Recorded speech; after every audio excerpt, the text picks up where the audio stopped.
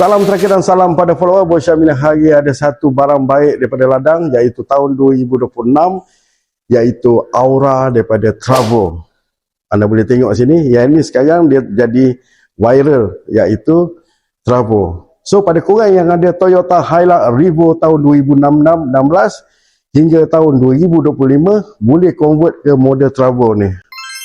So bagi Bos Syam, tengok depan live depan mata, tak nampak kelakar, nampak sebiji macam Travo ada dengan harga 200 lebih ribu. So macam biasalah untuk Travo ni, pada korang yang pakai Hilux Revo 2016 sampai 2025, kita akan bagi kepala depan. Korang punya body part lama tu kita cabut, kita akan bagi bonnet, grill, bumper depan, lampu depan, dan kita akan bagi white body depan ni. Bukan tu saja, kita akan bagi side step, nampak ni, side step style Travo, tapi heavy duty lah. So kita akan bagi white body tepi. Tengok tangki minyak dia,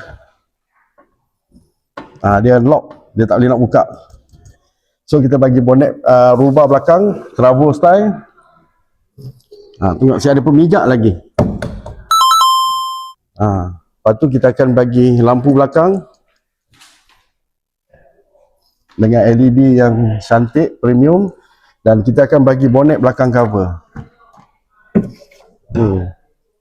Tak berat, ringan. Kita bagi belakang, bumper belakang Travo.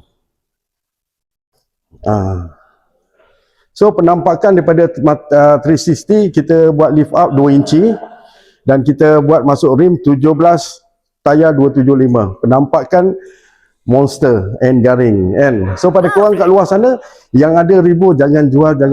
Tolong datang ke SU Syam Berdikit. Bos Syam merahasiakan Travo yang harga 200 lebih ribu ni. So kalau nak tahu detail pasal harga, boleh bincang, dapatkan maklumat dan buat bajet untuk anda. Sekarang ni Revo boleh jadi Travo. Tak boleh bawa tidur, boleh mimpi kan. Bos Syam datang sini pun dah tergamam dah. Nampak dah siap sekarang ni. So tinggal nak masuk stiker je kali ni.